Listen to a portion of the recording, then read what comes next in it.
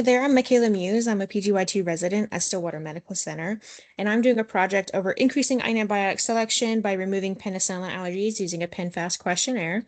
So, as we know, pathogens have developed antibiotic resistance as a natural progression of antibiotics being introduced. It has an increased mortality rate and produces a really large financial burden on hospital systems and patients. My project aims to aid in the antibiotic resistant crisis by removing penicillin allergies so patients can get um, first line medications for infections that require it. So we frequently see patients come in with penicillin allergies listed on their charts.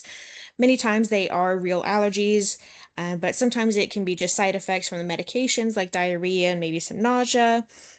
Um, by removing these allergies, I believe it will increase the available antibiotic selection and exercise antibiotic stewardship.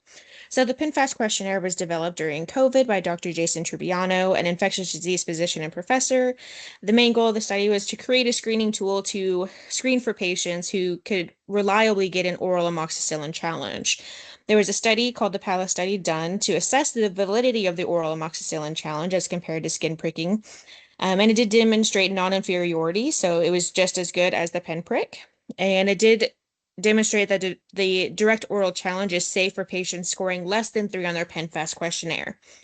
So up here you can see that this is the PenFast questionnaire, and it is assigned a numerical value. So 5 years or less since the reaction, anaphylaxis or angioedema, severe cutaneous reaction or treatment required for the reaction. A total score of 0 to 2 has a 96.3 negative predictive value, indicating that they do not have a penicillin allergy. So with that in mind, I created this exclusion criteria. So inability to consent, history of SJS, TEN, and other IgE-mediated reactions, um, to screen for patients who we could reliably take off their penicillin allergy so we could give them appropriate antibiotics. So we created an intervention for nursing to screen patients, and 1,615 interventions were entered, 8 were incomplete, leaving 1,607. Of those who scored 0 to 2, 1,554 interventions were noted, and I went into these charts and looked to see if penicillin allergies were listed or not. 35 of these did have a penicillin allergy listed. 20 of those were started on antibiotics on admission for some infection, whether that be UTI, cellulitis, pneumonia, and then 15 were not on antibiotics.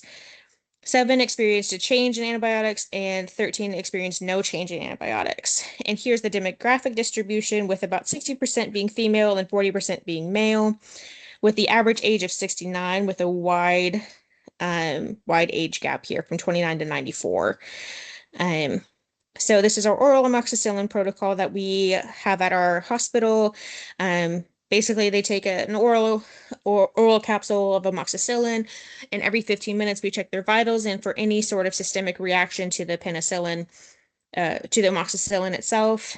And if they do not have any systemic signs and they remain vitally stable, then we can reliably take off their penicillin allergy from their chart. So to recap our results, 35 patients were selected because their PenFast was less than or equal to 2. 20 had antibiotics prescribed to them on admission, and 7 had changes on their antibiotic class on discharge.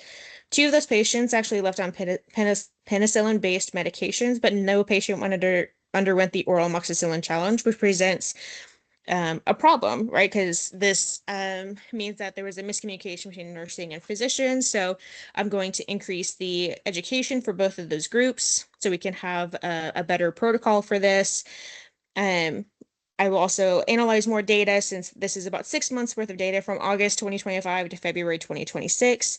I do believe this project is in its infancy, so the results of this are very, very slim, and there's not a huge population pool to go off of.